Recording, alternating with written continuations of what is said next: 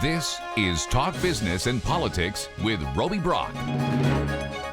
Welcome to today's Talk Business and Politics. I'm Roby Brock, joined by John Brummett of the Arkansas Democrat-Gazette. Good to see you. Good to Always be here. Good to see you. What's up?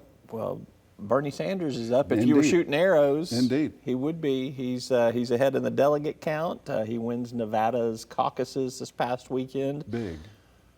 It seems inevitable, at least the momentum's going that way. Are we getting a little too far ahead of ourselves, though? There is still a lot of delegates to be selected, and Bernie seems to be getting anointed.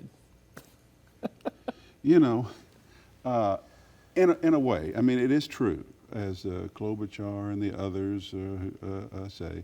We've only got 3 states. We've only chosen 2 or 3% of the delegates, which normally, by math, would be an inappropriate time to make final conclusions. But those of us who keep up with these things we're addicted to jumping ahead, looking into the future, living in fast forward. And he's 3 for 3 if you give him a victory in Iowa, which was popular vote. He's leading nationally now in all the polls. But and we're getting ready. The Democrats front-loaded everything for Super Tuesday.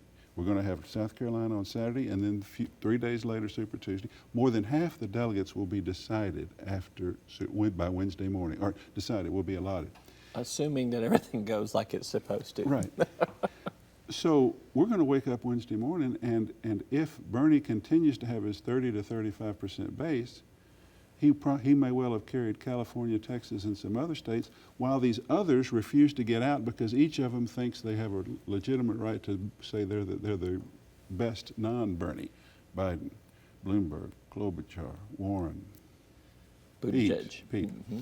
So by that formula, and I'm not saying, by that formula, by Wednesday morning, the 4th of March, Wednesday week, we will say Bernie is well ahead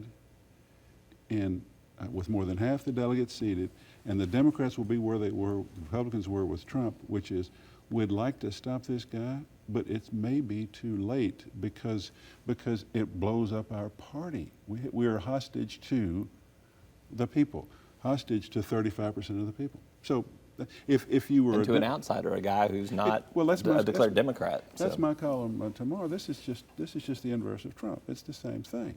And we may be getting ready to have this spasm of an election in which all this outsiderism and the decline of our parties and the disregard of our parties, we get one outsider with 35% against another outsider with 35%, with 30% of us wondering, what in the world is happening here? That's what, now I know everybody, all the other candidates are saying that's too fast, we don't know that yet. But the scenario I just outlined, if they all stay in the race and fight effectively for their share, they guarantee his inevitable nomination, I believe. You've touched on it. What does a Bernie Sanders versus Donald Trump general election look like? Well, I just touched on it. I mean, it's 35% who believe in Trump because he's an outsider who's going to make America great again, he's going to drain the swamp. And it's 35% who believe in Bernie because he's independent. He doesn't take the small money contributions. It's time to have a real progressive agenda, and it's fervent.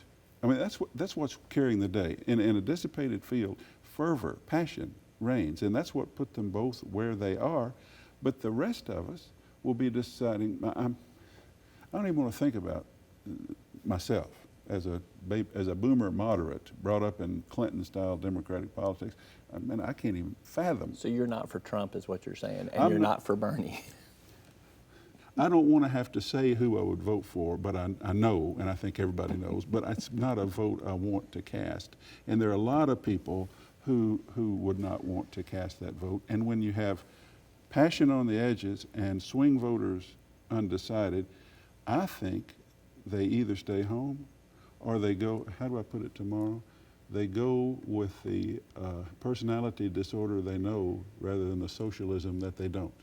That's how I put it tomorrow. All right. So I fast forwarded to the whole thing. Maybe something changes. I don't know, but that's where it looks. Here's what David Jolly, a former Republican congressman from Florida, seems to be a never-Trumper, a lot in the middle on and practical here, says, I'm pretty certain this time around the other half of the nation could come around to supporting a candidate whose perceived liability is that he's openly pledging economic policies that raise taxes to expand health care, education, and wages. Think about that in the November contrast. Does he have a point there? Read that for me again. Yes, yes. Don't. He's saying it is conceivable that Bernie's policies could actually get a little resonance. Right. That as outrageous as it might seem to a boomer-trained Clinton moderate politics type person, yes. Maybe. I think it's fascinating that a reasonable Republican would see that as a possibility. Yeah. But here's what's more likely. Sanders is not a full-on socialist. He's a semi-socialist. He's not trying to make all the doctors federal employees. He's not doing that. He's just saying the government will pay. But the Republican, it comes down to fear, and it comes down to what is teed up for the other side to exploit. Semi-socialist means socialist in the advertising, and socialist means communist, and communist means look what's going on in Venezuela, look how it turned out in USSR. That's what we're going to hear. Trump's already warming it up, and I think fear will trump what fear will trump what Mr. Jolly says. And it's what an extraordinary thing that we find ourselves here talking about this kind of choice and these kinds of issues. Yeah, but that's interesting. That's where we are. Howard Dean, former Democratic presidential candidate, former head of the DNC, says that he does not believe Bernie Sanders at the top of the ticket will hurt the down ballot races. Do you believe that?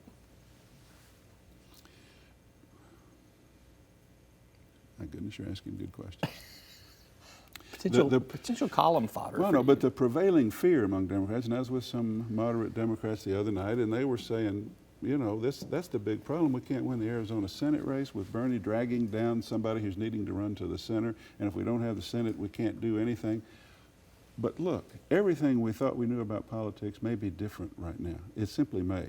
And it is conceivable, not that I trust Howard Dean very far with his politics, but it's conceivable that the country could compartmentalize and say, Bernie's Bernie, and if Bernie gets it or Trump gets it, I need to worry about who I think is best for the Senate in my state. I could see that happening, which takes away one of the main fears that center-left pragmatic Democrats have, which is that Bernie's going to ruin all their chances in swing states. It's conceivable he wouldn't. I mean, standard formula do not apply. So rethink everything you thought you knew. I love that. It's just going to be so much fun to read you for the next couple of months. months. And to sit here on Mondays and stammer through this. That's going to be fun. All right, last, I'm going to pull it to the state here. Yeah.